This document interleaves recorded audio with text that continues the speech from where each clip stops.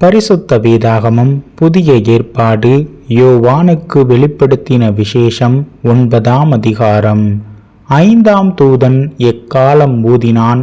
அப்பொழுது வானத்திலிருந்து பூமியின் மேல் விழுந்த ஒரு நட்சத்திரத்தை கண்டேன். அவனுக்கு பாதாள குழியின் திறவுகோல் கொடுக்கப்பட்டது.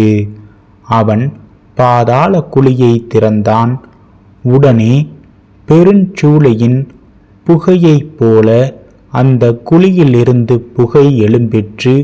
அந்த குழியின் புகையினால் சூரியனும் ஆகாயமும் அந்தகாரப்பட்டது. அந்த புகையிலிருந்து வெட்டுக்கிளிகள் புறப்பட்டு பூமியின் மேல் வந்தது.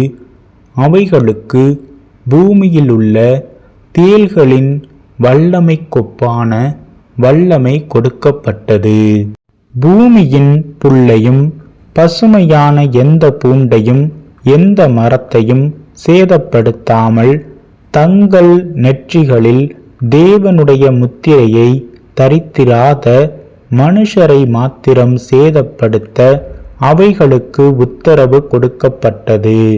மேலும் அவர்களை கொலை செய்யும்படிக்கு அவைகளுக்கு உத்தரவு கொடுக்கப்படாமல் 5 மாதமளவும் அவர்களை வேதனைப்படுத்தும்படிக்கு உத்தரவு கொடுக்கப்பட்டது.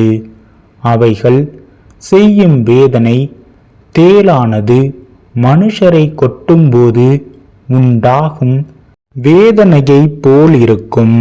அந்த நாட்களில் மனுஷர்கள் சாவை தேடியும் அதை காணாதிருப்பார்கள். சாக வேண்டுமென்று ஆசைப்படுவார்கள். சாவோ அவர்களுக்கு விலகி ஓடிப்போம்.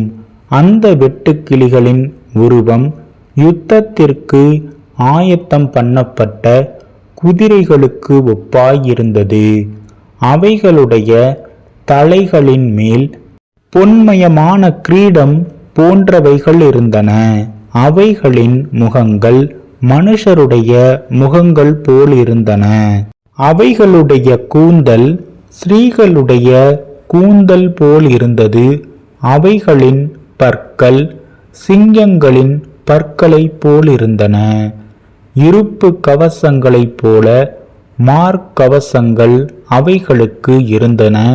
அவைகளுடைய சிறகுகளின் இரைச்சல் யுத்தத்திற்கு ஓடுகிற அநேக குதிரைகள் பூண்ட இரதங்களின் இரைச்சலுக்கு ஒப்பாயிருந்தன. அவைகள் தேள்களின் வாள்களுக்கு ஒப்பான வாள்களையும் அந்த வாள்களில் கொடுக்குகளையும் உடையவைகளாயிருந்தன. அவைகள் 5 மாதமளவும் மனுஷரை சேதப்படுத்துவதற்கு அதிகாரம் உடையவைகளாயிருந்தன. அவைகளுக்கு ஒரு ராஜன் உண்டு. அவன் பாதாளத்தின் தூதன். எபிரேய பாஷையிலே அபத்தோன் என்றும் கிரேக்க பாஷையிலே அப்போலியோன் என்றும் அவனுக்கு பேர். 1ஆம் ஆபத்து கடந்து போயிற்று. இவைகளுக்கு பின்பு இன்னும் 2 ஆபத்துகள் இதோ வருகிறது. 6ஆம் தூதன் எக்காலம் ஊதினான். அப்பொழுது தேவனுக்கு முன்பாக இருந்த பொற்பீடத்தின் 4 கொம்புகளிலும் இருந்து ஒரு சத்தம் தோன்றி எக்காலத்தை பிடித்திருந்த 6ஆம் தூதனை நோக்கி, ஐப்ராத் என்னும் பெரிய நதி அண்டையிலே கட்டப்பட்டு இருக்கிற 4 தூதர்களையும் அவிழ்த்துவிடு என்று சொல்லக் கேட்டேன். அப்பொழுது மனுஷரில் 1/3 பங்கை கொல்லும்படிக்கு 1 மணி நேரத்திற்கும் 1 நாளுக்கும் 1 மாதத்திற்கும் 1 வருஷத்திற்கும் ஆயத்தமாக்கப்பட்டு இருந்த அந்த 4 தூதர்களும் அவிழ்த்து விடப்பட்டார்கள். குதிரை சேனைகளாகிய இராணுவங்களின் தொகை 20 கோடியாயிருந்தது. அவைகளின் தொகையை சொல்லக் கேட்டேன். குதிரைகளையும் அவைகளின் மேல் ஏறி இருந்தவர்களையும் நான் தரிசனத்தில் கண்ட விதமாவது, அவர்கள் அக்கினி நிறமும் நீல நிறமும் கந்தக நிறமுமான மார்க்கவசங்களை உடையவர்களாயிருந்தார்கள். குதிரைகளுடைய தலைகள் சிங்கங்களின் தலைகளைப் போல் இருந்தன. அவைகளுடைய வாய்களிலிருந்து அக்கினியும் புகையும் கந்தகமும் புறப்பட்டன.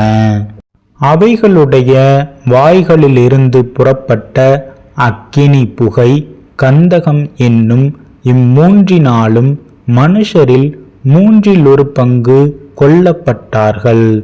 அந்த குதிரைகளின் வல்லமை அவைகளுடைய வாயிலேயும் வாள்களிலேயும் இருக்கிறது. அவைகளுடைய வாள்கள் பாம்புகளுக்கு ஒப்பானவைகளாயும் தலைகள் உள்ளவைகளுமாயும் இருக்கிறது. அவைகளாலே சேதப்படுத்துகிறது. அப்படியிருந்தும் அந்த வாதைகளால் கொல்லப்படாத மற்ற மனுஷர்கள் பேய்களையும் பொன், வெள்ளி, செம்பு, கல்மரம் என்பவைகளால் செய்யப்பட்டவைகளாயும் காணவும் கேட்கவும் நடக்கவும் மாட்டாதவைகளுமாயிருக்கிற விக்கிரகங்களையும் வணங்காதபடிக்கு தங்கள் கைகளின் கிரியைகளை விட்டு மனம் திரும்பவும் இல்லை. தங்கள் கொலை பாதகங்களையும் தங்கள் சூனியங்களையும் தங்கள் வேசித்தனங்களையும் தங்கள் களவுகளையும் விட்டு மனம் திரும்பவும் இல்லை.